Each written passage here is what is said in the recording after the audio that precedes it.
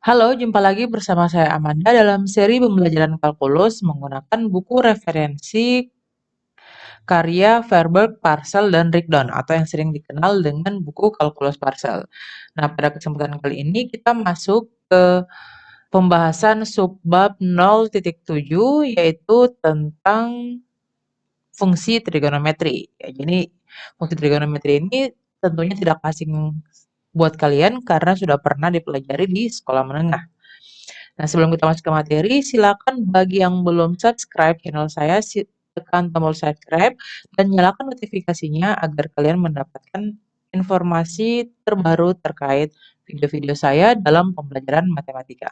Nah, kita lihat sebelum masuk ke pembahasan definisi fungsi trigonometri, kita akan melihat kembali bagaimana pemahaman kita tentang fungsi trigonometri ini, yang mana ini yang sudah kita bangun pada saat di sekolah menengah dulu, ya. Nah, jadi pada saat sekolah menengah kita tuh diajarkan bahwa fungsi trigonometri ini dia berasal dari perbandingan sisi-sisi yang ada di segitiga siku-siku, ya. Jadi kalau misalnya di sini sudut siku-sikunya, berarti ini sudut yang mau kita cari perbandingan trigonometrinya.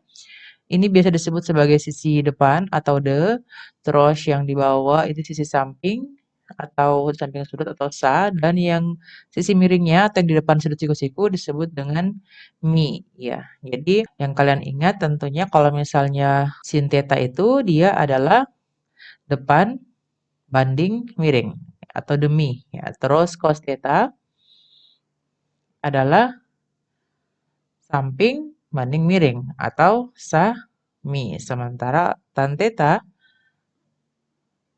adalah depan banding samping atau desa, ya. Nah, konsep perbandingan trigonometri menggunakan segitiga siku-siku ini bukan konsep yang salah, ya. Tapi ketika kita mempelajari dan mau memahami lebih jauh terkait fungsi trigonometri, kita akan mengetahui bahwa sebenarnya fungsi trigonometri ini dia asalnya bukan dari segitiga siku-siku, ya. Tapi dia itu sebenarnya asalnya adalah dari lingkaran. Yang seperti apa? Itulah yang akan kita pelajari pada kesempatan kali ini. Nah, jadi konsep trigonometri ini dia bermula dari sebuah lingkaran satuan. Ya, kita ingat kembali kalau yang namanya lingkaran satuan itu adalah lingkaran dengan persamaan x kuadrat tambah y kuadrat sama dengan 1, ya. Kemarin kita sudah membahas terkait persamaan lingkaran. Kalau bentuk persamaannya seperti ini artinya apa? Ini artinya kita punya kalau R-nya itu adalah 1, ya. Jadi lingkaran satuan merupakan lingkaran dengan jari-jari sepanjang satu satuan. Nah, kita lihat ini lingkaran satuannya di sini. Ini ke sini itu jari-jarinya adalah 1, ya. Nah, yang seperti apa yang dimaksud dengan perbandingan trigonometri? Kita lihat. Kalau kita punya di sini titik A, yang mana titik A itu dia tepat berada di sumbu X dan merupakan titik pada lingkaran, berarti dia ini posisinya atau koordinatnya itu adalah 1,0, ya. Karena di sini dari sini ke sini itu adalah 1, di sini 1, ya. Berarti di sini 1 juga, terus di sini negatif 1, di sini juga negatif 1. Nah, jadi tepat titik A ini dia posisinya adalah 1,0. Nah, selanjutnya kita menentukan sembarang titik P, sembarang titik P. Jadi kita tentukan sembarang titik P pada lingkaran, ya. Pada lingkaran, misal lingkaran C ini, ya. Jadi ini tadi lingkaran C. Ya, sembarang titik P pada lingkaran C yang mana nanti P itu koordinatnya adalah X, Y. Nanti si P ini dia akan bergerak berlawanan arah, ya. Berlawanan arah dengan apa? Berlawanan dengan arah jarum jam. Berlawanan arah jarum jam, ya. Kalau kita berbicara pergerakan pada lingkaran, dia itu ada dua, bisa searah jarum jam dan bisa juga berlawanan arah jarum jam. Jadi untuk memahami definisi dari sinus dan kosinus nanti kita akan bentuk dari pergerakan si titik P ini. Pergerakan yang berlawanan arah jarum jam. Nah, ketika dia bergerak mulai dari sini, P bergerak dari si titik A, seterusnya berlawanan arah jarum jam, ya. Jadi kalau P-nya dia bergerak berlawanan arah jarum jam, maka pasti dia itu akan punya suatu jarak ya. Nanti jaraknya itu dia disebut dengan T ya. Jadi ini nanti T itu merupakan jarak yang ditempuh oleh oleh P sepanjang lingkaran ya. Sepanjang atau di dalam lingkaran C ini. Itu dia dinyatakan dengan T ya. Ini berarti kalau misalnya menyatakan jarak, T itu dia merupakan bilangan real ya. Artinya, nah kalau bilangan real berarti T-nya dia juga bisa 0. Pada saat kapan T 0 dia itu jelas T-nya akan 0 ketika titik P-nya itu masih dia berada tepat di titik A ini. Nah selanjutnya ketika kita berbicara tentang jarak, ketika kita berbicara tentang jarak dan terkait dengan posisi dari sebuah titik di lingkaran, kalau misalnya di sini titik P, ya, titik P ya. Kalau kita menggambarkan posisinya di diagram di koordinat kartesius ini, kita akan dapat dua posisi yang terkait jarak ini ya. Yang pertama itu adalah posisi si P terhadap sumbu X ya. Yang mana kalau misalnya dia titiknya P, X, Y berarti posisi P terhadap sumbu X itu atau jarak P dari sumbu X itu dinyatakan dengan Y ya. Sementara posisi P terhadap sumbu Y atau jarak P terhadap sumbu Y itu dia dinyatakan dia di sini dengan X ya. Nah, inilah dia nanti yang akan membawa kita ke sin sin T dan cos. Nah, jadi didefinisikan, kita buat lihat definisinya. Jadi kita lihat definisinya. Jadi definisinya itu diberikan sebuah bilangan real T dan titik P, X, Y. Jadi titik P, X, Y ini seperti yang didefinisikan di sini ya.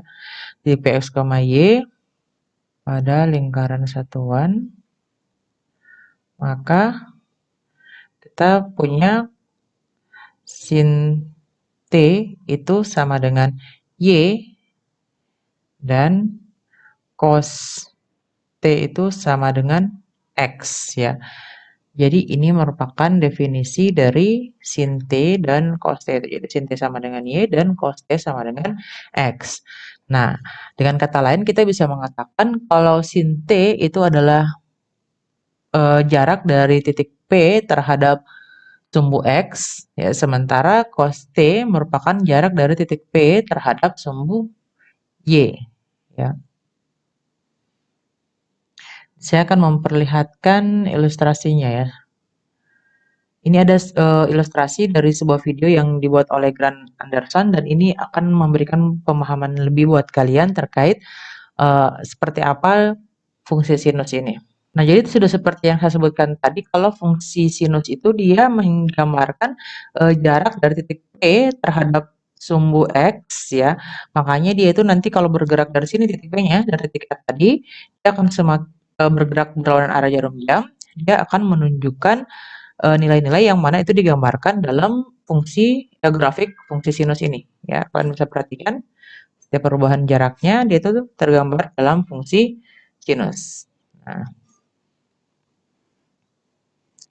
dengan sudah kalian tahu karena dia di sini masing-masing satu, otomatis bahwa panjang nilai tertinggi dari fungsi sinus sin theta itu nilai tertingginya adalah 1 dan nilai terendahnya adalah negatif 1. Ya, jadi itu menggambarkan posisi dari titik P tadi. Nah, sebaliknya kalau untuk fungsi cos, dia itu menggambarkan posisi dari titik P terhadap sumbu Y. Oke, setelah melihat ilustrasi yang dibuat oleh Grant Sanderson tadi, kita sudah bisa lebih memahami bagaimana sih sebenarnya bentuk dari fungsi sinus dan fungsi kosinus tadi. Nah, selanjutnya kalian juga sudah tahu kalau misalnya satu lingkaran penuh ini ketika dari menggunakan satuan radian, ya, menggunakan satu 1 radian, satu lingkaran penuh ini dia itu sementara kalau misalnya setengah lingkaran, ya jadi kalau dia bergerak P-nya setengah dari sini bergerak, ya, bergerak ke arah sini berlawanan arah jarum jam dan berhenti di sini, berarti titik P-nya ini kan kalau di sini adalah eh, min 1,0 ya. Dari sini kalian sudah bisa lihat kalau nilai dari cos T itu sama dengan min 1, sementara nilai dari sin T itu sama dengan 0 ya. Itu kalau dia bergerak setengah lingkaran. Nah, bagaimana dengan sudut-sudut yang lain? Misalnya kalau kita bergerak seperempat lingkaran ya, seperempat lingkaran di sini berarti titik P adalah berapa di sini? 0,1 ya. Nah, sementara seperempat lingkaran ini dia kalau ini tadi untuk T sama dengan V ya.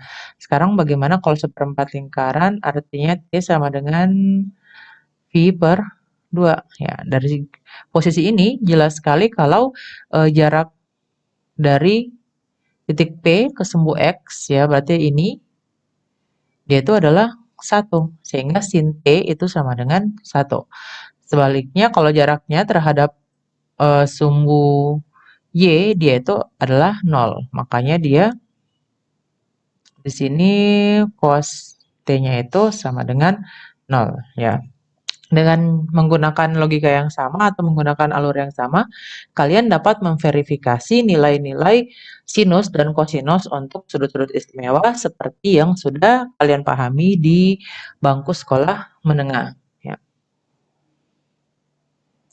Selanjutnya kita lihat beberapa properti-properti dasar dari fungsi sinus dan kosinus ini ya. Nah, berdasarkan apa yang kita dapatkan tadi, kita tahu kalau domain dari fungsi sinus ini adalah domain dari fungsi trigonometri ini ya, baik sinus, kosinus maupun tangen nanti dia itu adalah dari negatif tahingga sampai tahingga ya. Kenapa? Karena dia tadi itu membicara tentang nilai T yang mana T tadi itu adalah bilangan real. Ya, jadi bilangan real sembarang. Sementara kalau untuk range-nya, kalian juga tadi sudah lihat dari gambar grafik sinus dan kosinus, kalau untuk range-nya itu dia dari yang paling besar itu adalah 1 dan yang paling kecil nilainya yang bisa dicapai adalah negatif 1. Jadi range-nya itu dari kurung siku ya. Range-nya itu dari negatif 1 sampai 1. Oke, di sini saya ingin memberikan ilustrasi gambar menggunakan aplikasi GeoGebra ya. Oke, kalian bisa lihat kalau kita mau menggambarkan fungsi sin. Lihat. Fungsi sinus tadi dia nilainya yang paling tinggi adalah 1 sampai nilai yang tinggi adalah 1, sementara yang paling rendahnya adalah negatif 1. Nah, bagaimana dengan fungsi cos? Kita lihat fungsi cosnya juga seperti itu. Yang paling tinggi adalah 1 dan yang paling rendah adalah negatif 1. Nah, apa yang perlu kalian perhatikan di sini, pada gambar kalian lihat kan fungsi sinus ini dia berbentuk gelombang ya. Jadi berbentuk gelombang, lihat setelah dia ada satu lembah dan satu bukit dan satu lembah, dia akan mengulang lagi ya. Nilainya mengulang dan sama persis. Jadi yang bagian sini, jadi yang bagian dari 0 sampai 2V dia akan mengulang lagi nilai fungsinya dan akan sama persis dengan tadi di rentang 0 sampai 2V. Ya, itu artinya apa? Nilai-nilai yang setelah 2V yang lebih besar dari 2V apapun yang ada di sini, dia akan mengulang nilai-nilai dari 0 sampai 2V tadi. Ya.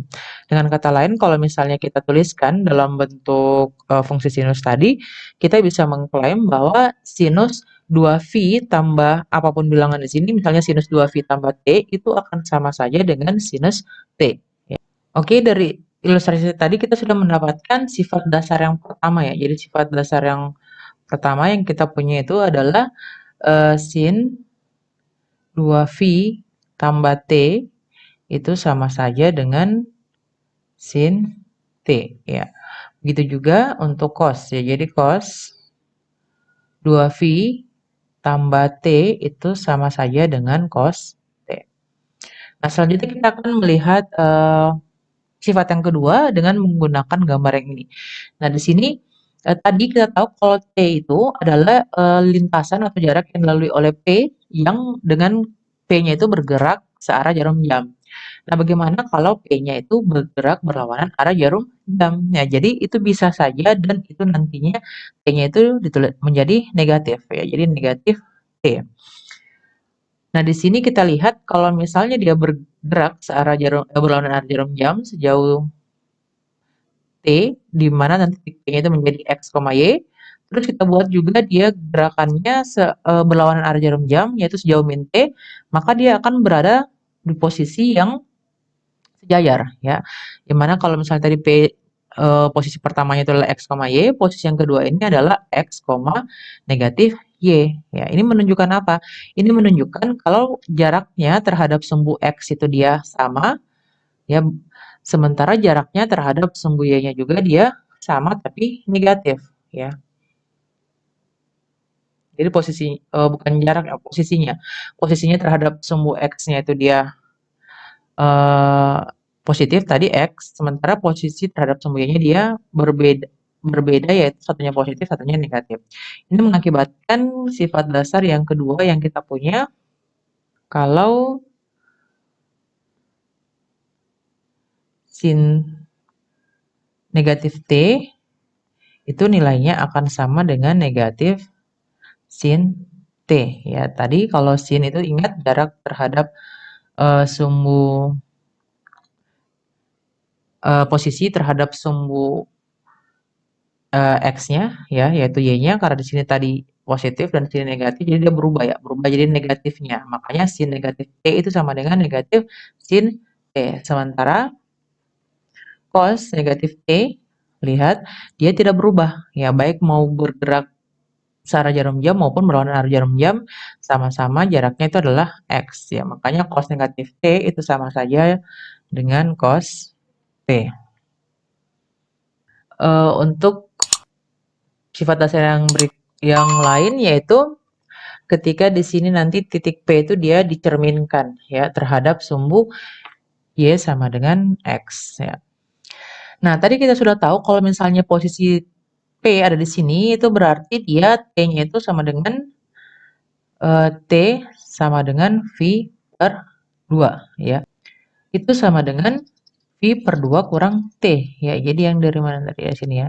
Dari sini ke sini itu sama saja dengan V per 2 kurang T ya. Karena posisinya tadi ini ke sini kan T juga, dari sini ke sini T ya. Dan kenapa dia sama-sama T? Karena tadi ini P4 merupakan hasil pencerminan dari P3 terhadap sumbu Y sama dengan X ya.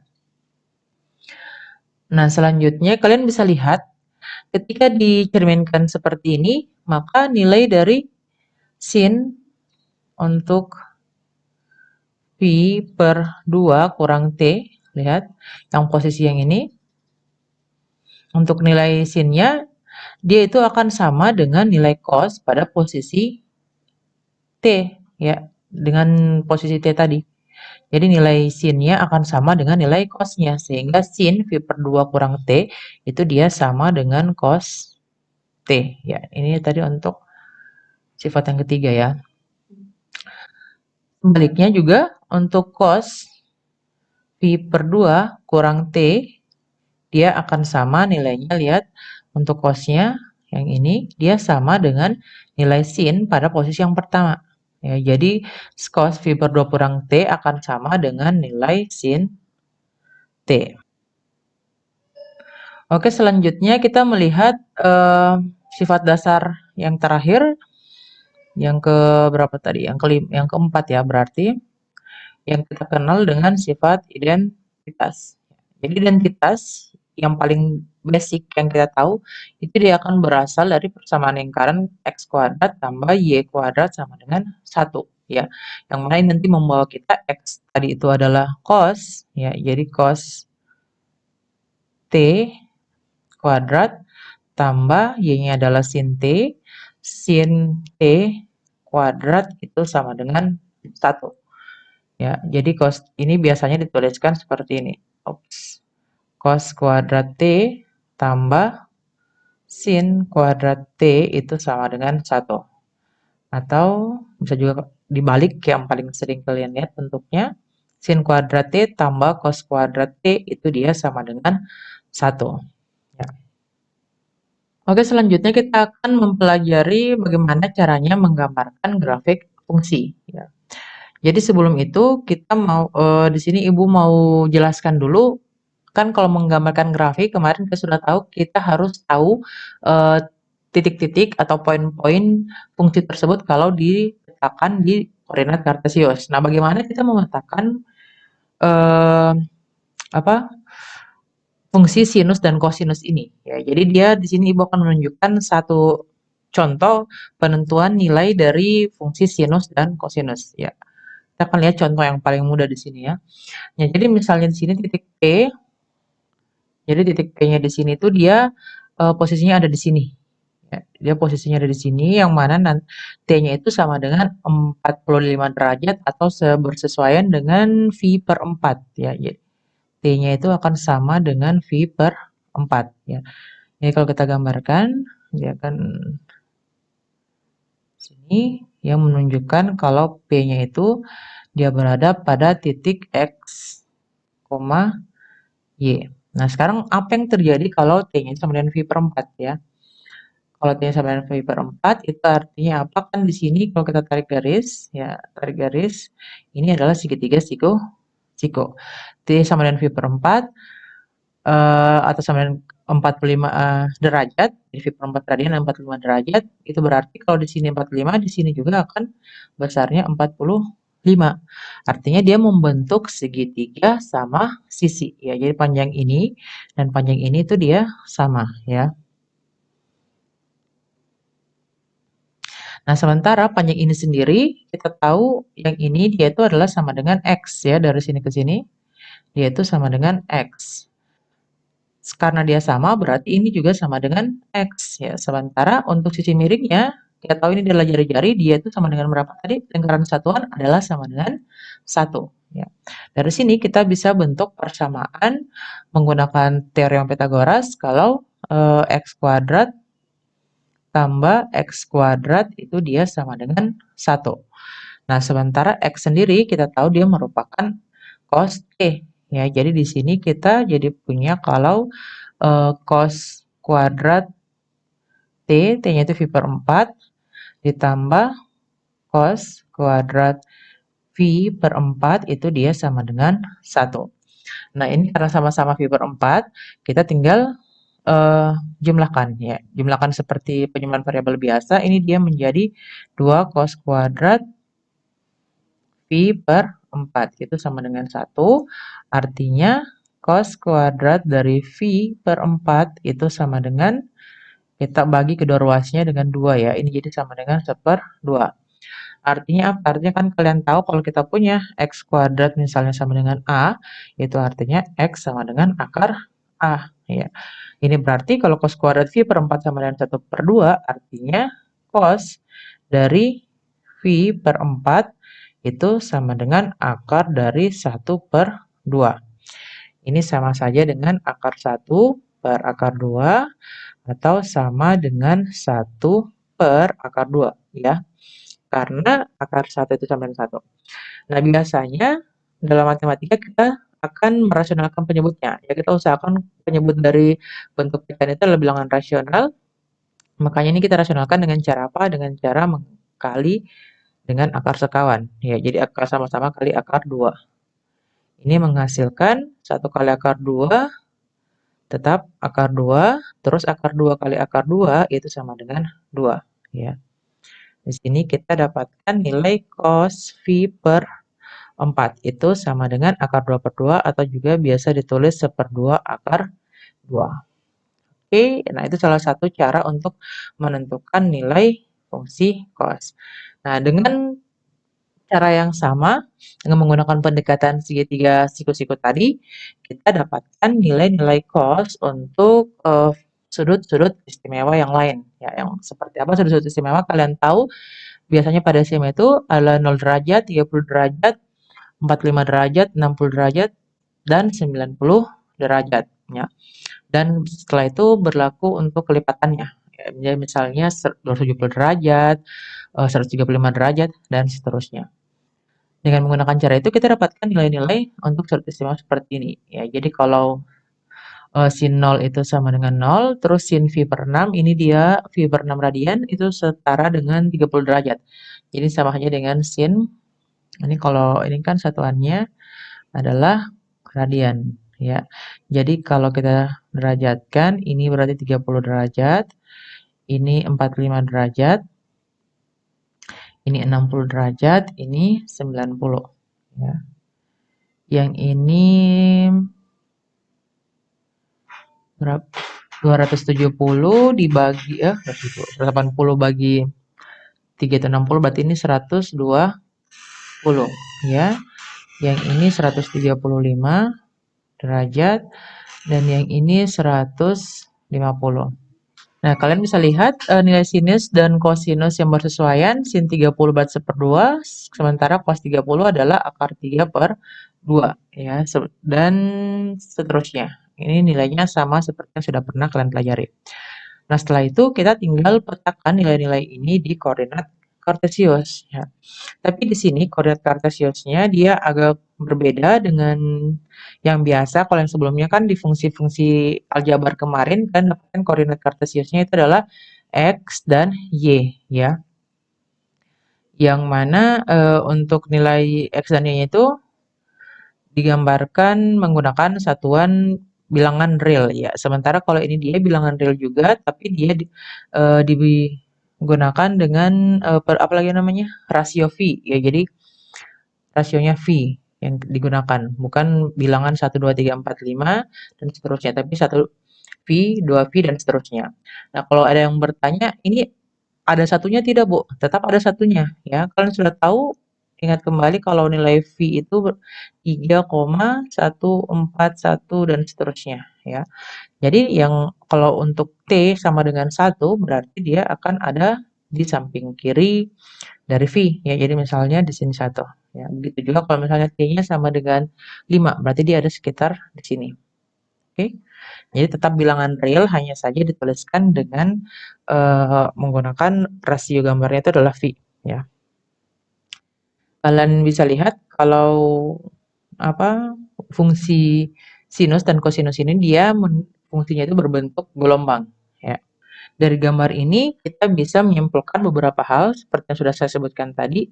Kalau nilai yang pertama, kalau nilai range-nya itu adalah dari -1 sampai 1, terus nanti grafiknya itu akan mereplikasi atau mengulang bentuknya atau nanti dikenal dengan istilah periodik. Terus grafik dari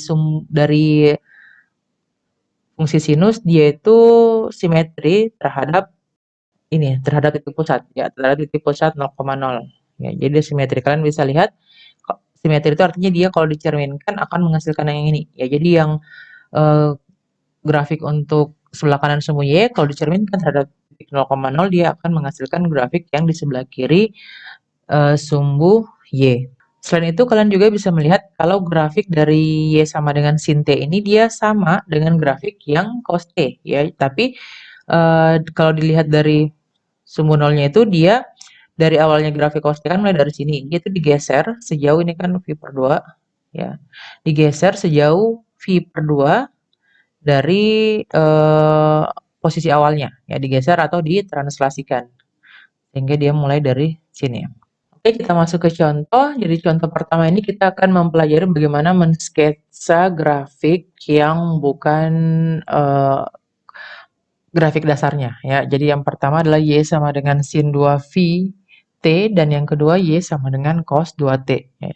Jadi caranya sama seperti kita melakukan penggambaran grafik untuk fungsi-fungsi aljabar sebelumnya, kita tinggal mencari nilai sin untuk T yang bersesuaian, ya. Jadi di sini dimulai dari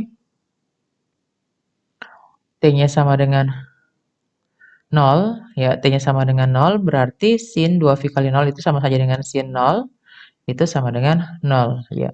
Selanjutnya untuk T-nya sama dengan 1/8, sin sama dengan 2V kali 1/8 ini artinya berapa? Sin V per 4 ya.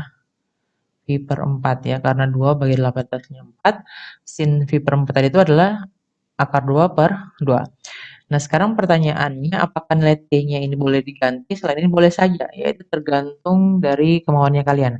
Tapi bedanya kalau misalnya mengganti nilai T selain yang ini, itu nanti kalian kalau mau cari nilai sin, sinnya itu bisa menggunakan alat bantu kalkulator. Ya, bisa juga menggunakan perbandingan Eee, pada segitiga siku-siku, tapi itu dia akan membutuhkan waktu yang cukup lama ya, karena kalian hitung satu per satu. Untuk mempermudah karena tadi kita sudah punya nilai sin dan cos untuk sudut-sudut istimewa, maka kita lihat nilai-nilai T-nya itu yang bisa kita rubah ke bentuk, sudut istimewa tadi ya. Jadi misalnya ini, kan ini dia 2V. 2V kita menghasilkan V per 4 berarti kita kali 1/8, makanya kita pilih di sini T 1/8. Selanjutnya 2V kita jadikan misalnya V per 2, ini sini V per 2, kita kalikan berapa? Kita kalikan 1/4 ya, makanya di sini kita pilih T 1/4. Ingat T-nya dipilih sesuai dengan kebutuhan dan kemudahan buat kita. Nah, dengan mensubstitusikan semua nilai T, kita dapatkan nilai yang ini semua tadi. Ya, kita dapatkan nilai-nilai untuk sinus 2V per T. Dari sini kita tinggal masukkan ke grafik dan didapatkan grafiknya itu seperti ini. Oke, untuk yang contoh yang berikutnya caranya kurang lebih sama. Cos 2T kita mulai dari T-nya sama dengan 0, lalu kita ambil T sama dengan V per 8, dapatnya cos 2V per 8 sama saja dengan cos V per 4, itu berarti akar 2 per 2, terus ambil lagi V per 4, dapatnya cos 2V per 4, itu sama dengan cos V per 2 atau cos 90 derajat, itu sama dengan 0, dan seterusnya ya. Setelah dapatkan semua nilai-nilai yang kita butuhkan, tinggal masukkan ke grafik. Grafiknya kurang lebih seperti ini. Oke, selanjutnya kita masuk ke periode dan amplitudo. Ya, jadi sebuah fungsi f itu dikatakan periodik, yaitu periodik atau dia berulang jika terdapat bilangan positif p sedemikian sehingga fx tambah p itu sama dengan fx. Ya, untuk setiap bilangan real x pada domain dari f. Ya, ini sebagai catatan kalau bilangan real x ini harus diambil dari domain f-nya. Nah, bilangan P terkecil itu dia disebut sebagai periode dari F. Ya, ini bukan cuma P ya, tapi bilangan positif. Bilangan positif P terkecil. Jadi P ini dia harus bilangan positif. Dia itu disebut sebagai periode dari F. Nah, fungsi sinus sendiri merupakan fungsi periodik ya. Kenapa? Karena kita tahu tadi kalian sudah lihat ya di gambarnya. Kita cek kembali. Nah, kita cek kembali kalau di gambar fungsi sinus tadi, dia itu akan periodik atau akan berulang setelah 2V ya. Ya. Karena selain 2V dia itu kan berulang lagi di mana lagi? Setelah 4V dia berulang kembali, kita bisa katakan itu. Terus nanti kalau kita kasih kecil ini gambarnya, kalian bisa lihat dia akan mengulang setelah 4V, terus 6V dia mengulang lagi, 8V dan seterusnya. Tapi mana yang paling terkecil di antara setiap pengulangan tadi, dia itu bilangan paling kecilnya adalah 2V. Ya, jadi dia paling kecil itu 2V. Makanya periodenya itu dia adalah 2V untuk fungsi sinus. Nah, sementara ini sebenarnya pemahaman sederhananya itu kalau kalian pernah belajar tentang gelombang di pelajaran IPA Fisika SMA, itu dia dikatakan kalau satu gelombang itu adalah satu kali puncak dan satu lembah, itu dikatakan sebagai satu gelombang. Jadi kalau fungsi sinus ini dari 0 sampai 2V itu dikatakan satu gelombang ya. Kalau dari 0 sampai 4V itu dikatakan dua gelombang ya. Karena satu gelombang itu satu puncak dan satu lembah. Nah, begitulah jadi istilah periode yang ada di fisika itu dia seperti itu. Jadi itu adalah panjang atau waktu yang ditempuh sehingga gelombang ini dia bergerak sebanyak satu gelombang. Ya, jadi setelah satu gelombang, periode atau waktu yang ditempuh untuk membentuk satu gelombang, dia itu disebut sebagai periode. Ya, kenapa periode? Waktu yang ditempuh untuk membentuk satu gelombang itu dia disebut sebagai periode. Jadi fungsi sinus adalah fungsi periode karena tadi kalian sudah lihat kalau sinus untuk X ditambah 2V itu dia akan mengulang lagi di sinus X tambah 4V terus mengulang lagi misalnya di berapa tadi di sinus X tambah 8V dan seterusnya ya. Dia semuanya ini akan sama saja dengan sinus X. Sehingga kita katakan karena 2V tadi itu periodenya paling kecil, mari kita katakan periode dari sin X itu adalah 2V. Nah, tapi sebenarnya kalau kalian lihat selain berperiode di 2V, 4V, dan seterusnya tadi, dia juga itu akan berulang di min 2V, min 4V, dan seterusnya. Ya, jadi kita dari persamaan yang tadi ini, kita juga bisa tuliskan kalau ini dia, kalau sin X kurang 2V atau tambah negatif 2V, itu sama saja juga dengan sin X. Ya. Tapi kembali lagi tadi kalau periode itu dia harus merupakan bilangan positif, makanya periode dari sin X itu dia adalah 2V. Ini berlaku untuk cos X juga sama ya. Jadi periode dari cos X dia juga sama dengan 2V. Kalian sudah lihat tadi di gambarnya. Dia akan berulang mulai dari 2V dan seterusnya ya. Nah, selanjutnya tadi kalau untuk sin T, bagaimana sekarang untuk sin AT? Atau dengan kata lain gelombangnya itu dia dalam rentang 0 sampai 2V itu lebih dari satu kali terbentuk ya. Jadi misalnya, terus kita juga bisa mengecek untuk cos AT ya. Itu untuk misalnya cos 2X. Nah, di sini kita bisa cek untuk grafiknya sendiri. Saya akan perbesar. Nah, kalian bisa lihat di sini untuk sin 3T ya.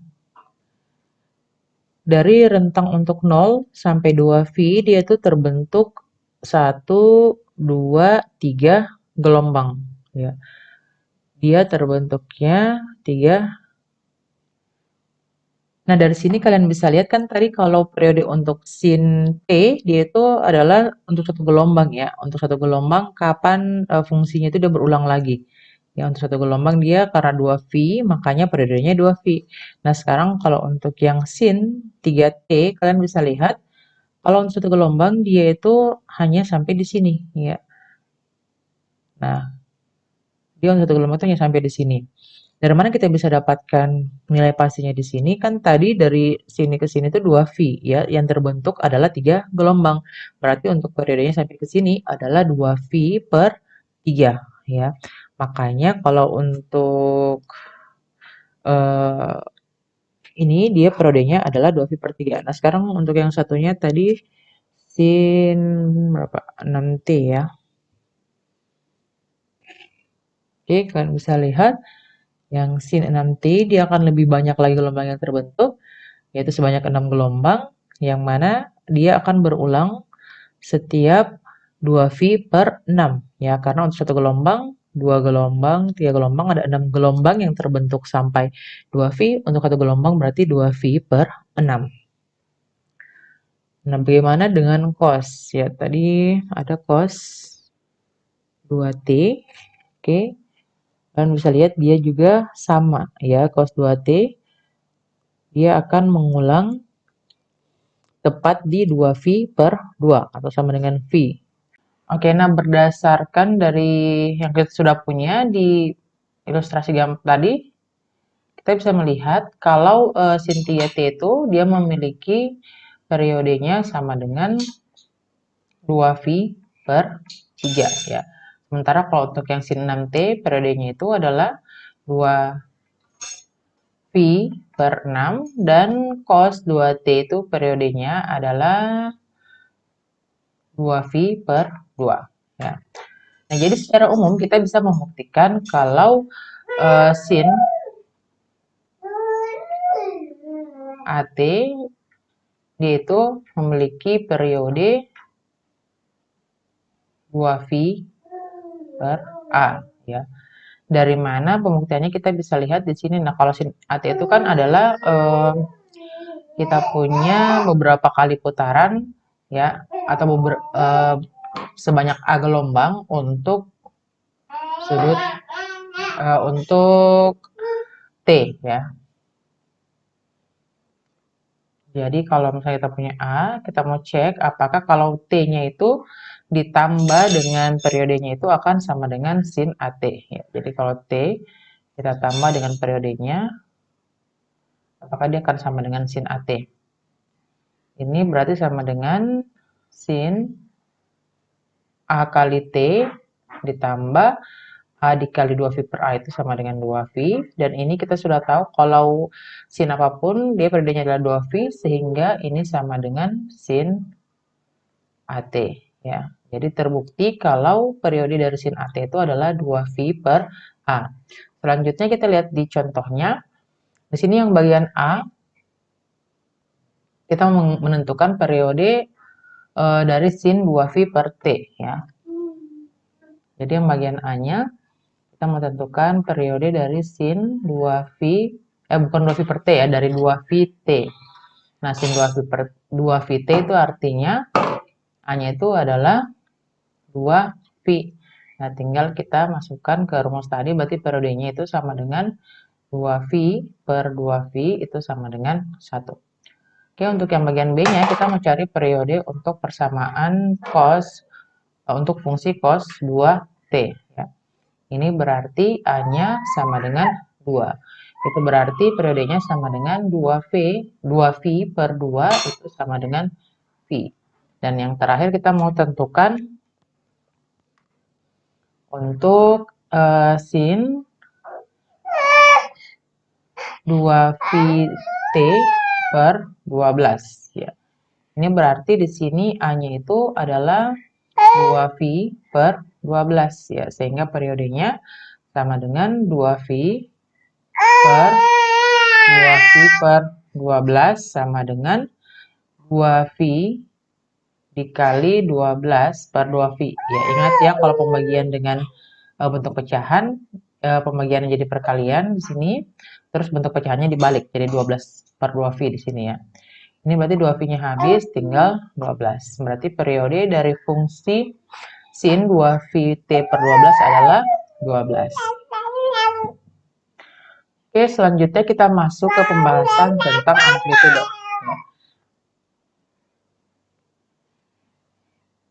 Nah, jadi jika periode dari sebuah fungsi mencapai maksimum atau minimum, itu kita definisikan amplitudo A itu sebagai setengah dari jarak vertikal antara titik tertinggi dan titik terendah pada grafik. Jadi misalnya tadi kita sudah lihat fungsi dari grafik dari fungsi Y sin T dan cos T itu adalah ini. Kita tahu juga kalau titik tertingginya tadi itu di sini itu adalah 1 ya. Jadi dia nilai maksimumnya itu sama dengan 1, sementara titik terendahnya dia tadi di sini itu sama dengan min 1 ya. Nilai minimumnya adalah negatif 1. Jadi amplitudo kita hitung dulu jarak dari sini tadi titik tertingginya 1 ke titik minimumnya negatif 1, yang mana ini berarti jarak vertikalnya itu sama dengan 2. Sehingga amplitudonya itu adalah setengah dari 2 ini, berarti sekitar 2 dikali 2 sama dengan 1. Oke, secara lebih jauh kita punya bisa langsung menentukan amplitudo dari persamaan-persamaan fungsi yang bentuknya seperti ini. Ya. C tambah A sin A kali T tambah B dan C tambah A kali cos A kali T tambah B. Dengan periodenya itu adalah 2V per A. Nah, kalau bentuk seperti ini, amplitudonya itu adalah A atau koefisien dari sinus atau kosinusnya. Kita lanjut ke contoh penentuan amplitudo. Nah, di sini untuk yang bagian A, kita menentukan amplitudo dari sin 2VT per 12 ya. Jadi sin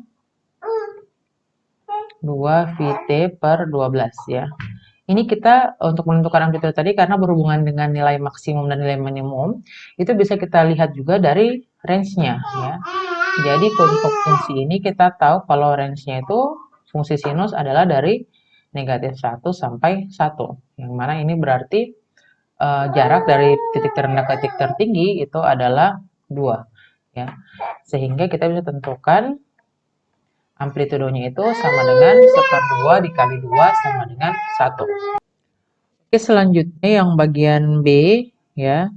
Di sini kita mau cari amplitudo untuk 3 cos 2T ya. Jadi ini kan kalau cos 2T tadi range-nya itu adalah negatif 1 sampai 1 ya. Artinya kalau dia dikali 3 cos 2T-nya maka range-nya juga akan dikali 3. Jadi 3 kali negatif 3 itu adalah negatif 3 terus 3 kali 1 3 ya. Jaraknya dari negatif 3 ke 3 adalah 6 ya. Sehingga kita dapatkan amplitudonya untuk fungsi ini adalah 1/2 kali 6 itu sama dengan 3. Sampai bagian yang terakhir, bagian C-nya, kita melihat amplitudo untuk fungsi 50 tambah 21 sin 2Vt per 12 ditambah 3. Ya. Ini sama seperti yang sebelumnya, dari min 1 sampai 1. Ya. Selanjutnya karena dikali 21, ini dia menjadi minus 21 sampai 21.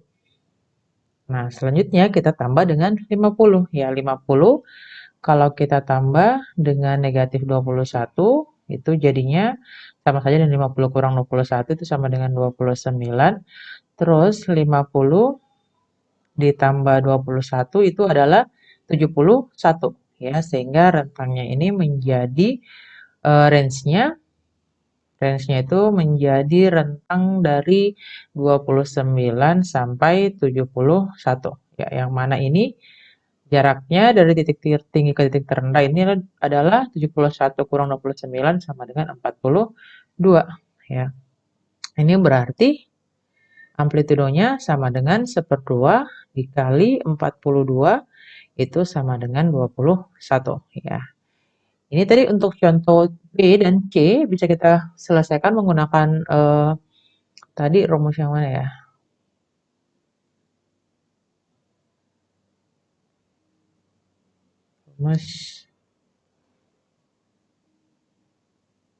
Rumus yang ini tadi ya. Kita bisa langsung melihat A-nya ya. Jadi koefisien sin-nya atau koefisien cos-nya. Berarti amplitudonya adalah si A itu. Oke, tadi ini koefisiennya adalah 3, kita dapatkan amplitudonya adalah 3. Yang ini koefisien sin-nya 21, kita dapatkan amplitudonya juga 21. Oke, selanjutnya kita masuk ke melihat fungsi 4 perbandingan trigonometri lain selain sinus dan kosinus ya. Jadi yang pertama itu ada fungsi tan, yang mana kalian sudah tahu tan itu sama dengan sin perbandingan sin dan cos. Jadi sin T banding cos T.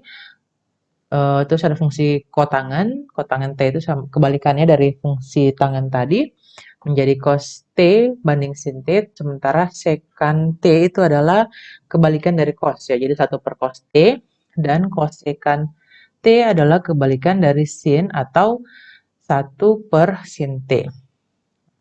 Di sini untuk contoh berikutnya kita mau lihat apakah fungsi tangen itu merupakan fungsi ganjil ya. Mengingat kembali sebuah fungsi dikatakan fungsi ganjil kalau f min x-nya itu sama dengan min f(x) ya. Kita mau ngecek apakah tan min t itu akan sama dengan min tan t ya.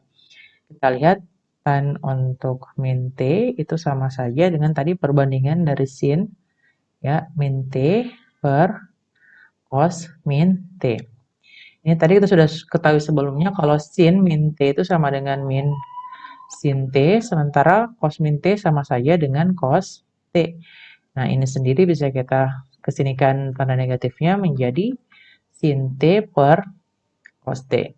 Yang mana sin T per cos T sendiri adalah tan, ya, jadi tan T. Ini artinya kesimpulannya kalau fungsi tangen, fungsi Tangen itu merupakan fungsi ganjil. Oke, contoh yang selanjutnya adalah kita mau membuktikan beberapa identitas ya. Jadi sebelumnya tadi kita sudah punya dua identitas, yaitu satu identitas yaitu sin kuadrat T tambah cos kuadrat T sama dengan 1. Di sini kita mau buktikan identitas lain dengan menggunakan identitas yang dasar tadi. Ya. Untuk yang bagian pertama adalah 1 tambah tan kuadrat. Kita membuktikan itu ya, jadi 1 tambah tan kuadrat T itu sama dengan secant kuadrat T ya. Kita akan gunakan perbandingan trigonometri tan dan juga sifat identitas dasar tadi. Nah, di sini kita tahu kalau tan kuadrat T itu kan tan kan sin T per cos T. Berarti kalau tan kuadrat T sama dengan sin T per cos T kuadrat ya. Jadi sin T per cos T itu kuadrat. Nah, yang mana ini berarti bisa kita kuadratkan masing-masing sehingga sama dengan sin kuadrat T per cos kuadrat T. Jadi ini menjadi 1 tambah sin kuadrat T per cos kuadrat T ya. Ini tinggal kita samakan penyebutnya.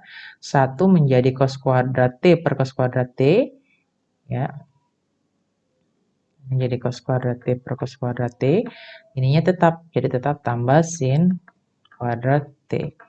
Nah, ini sendiri kita tahu yang bagian atasnya ini dia sama dengan 1 berdasarkan sifat identitas. Berdasarkan fungsi identitas yang sebelumnya, berarti ini jadi 1 per cos kuadrat T. Kita tahu tadi kalau cos itu adalah kebalikannya itu adalah secant ya, sehingga ini sama dengan secant kuadrat T. Oke, kita lanjut ke yang berikutnya ya. Yang berikutnya 1 tambah kotangan kuadrat T. Ini dengan cara yang sama, hanya di sini perbandingannya jadi terbalik ya. Jadi cos kuadrat T per sin kuadrat T ya, karena kotangan itu adalah sin per cos. Sama dengan, ini samakan lagi penyebutnya, berarti 1 jadi sin kuadrat T per sin kuadrat T. Terus ininya tetap, berarti tambah cos kuadrat T ya.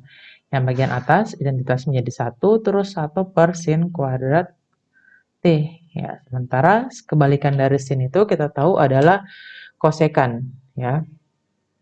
Sehingga ini dia sama dengan kosekan kuadrat T. Oke. Nah, selanjutnya kita masuk ke pembahasan tentang radian ya. Jadi di bagian-bagian awal tadi kita sudah berkali-kali menggunakan satuan sudut yang lain selain derajat, yaitu satuan yang namanya radian. Nah, radian itu yang seperti apa? Jadi radian itu dia muncul ketika ini ya. Kita punya lingkaran satuan, terus panjang jarinya kan tadi 1. Nah, sudut yang terbentuk dari panjang busur 1 dan jari-jari 1 itu dia dinamakan sebagai 1 radian ya, atau juga biasa dituliskan dengan 1 rad. Nah, sementara di sini kalau misalnya titiknya dia bergerak dari sini tadi kan, kalau P-nya dia bergerak setengah lingkaran sampai di sini, makanya itu kan kalau apa keliling lingkaran, kita tahu kalau keliling lingkaran itu dia satu lingkaran penuh dia itu adalah sama dengan 2V R ya. Untuk R-nya sama dengan 1, lingkaran satuan ini kelilingnya menjadi 2V.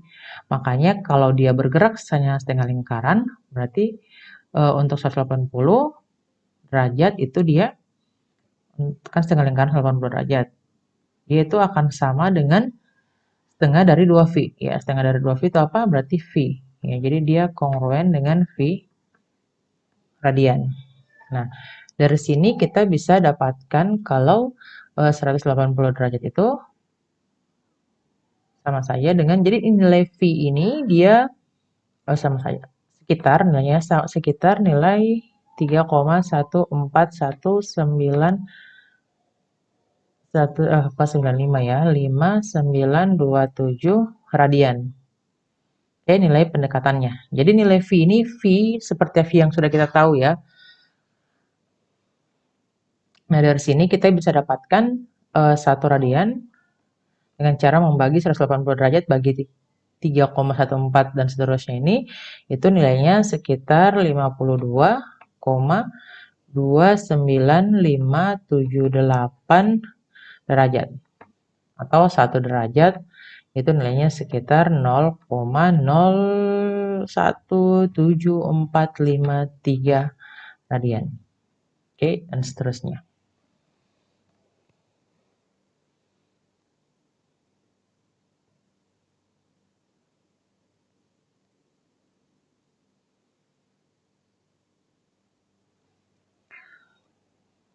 Selanjutnya perhatikan untuk ilustrasi yang kedua ini. Di sini ilustrasinya menggambarkan panjang busur ya atau arc S. Jadi S itu dia adalah panjang busur lingkaran ya. Panjang busur lingkaran. Nah, kita tahu sendiri kalau perbandingan kalau mau cari panjang busur lingkaran, kita bisa dapatkan dengan cara membandingkan panjang busur lingkaran dengan keliling lingkaran 2VR, itu dia akan sama dengan perbandingan dari besar sudut lingkaran yang di depan busur itu dibandingkan dengan satu putaran penuh atau putaran penuh lingkaran itu adalah 2V ya. Yang mana dari sini nanti 2V-nya habis kita akan dapatkan hubungan kalau S per R itu sama dengan T atau S sama dengan R kali T ya. Nah, untuk lingkaran satuan itu kan R-nya sama dengan 1 ya. R sama dengan 1 berarti di sini dia berlaku kalau panjang busur itu sama dengan besar sudut ya. Dan ini yang berlaku untuk fungsi trigonometri tadi yang kita gunakan di fungsi trigonometri ya, trigonometri. Makanya kalau di fungsi trigonometri kan kalau di sininya dia sudutnya itu dia T ya, sama dengan panjang yang ada di sininya T. Karena kenapa? Karena tadi kita dapatkan kalau panjang busur itu akan sama dengan besar sudut yang ada di depannya. Oke, kita lanjut ke contoh tentang panjang busur lingkaran ini. Di sini kita mau tentukan jarak yang ditempuh oleh sebuah sepeda dengan roda yang memiliki jari-jari 30 cm ketika rodanya telah menempuh 100 putaran. Ya, jadi menempuh 100 putaran itu kan berarti jarak yang ditempuhnya itu sudah sama dengan T-nya itu sama dengan 100 ya. Satu putaran kan 2V ya. Kita tahu kalau satu putaran itu jarak yang ditempuh itu adalah 2V ya.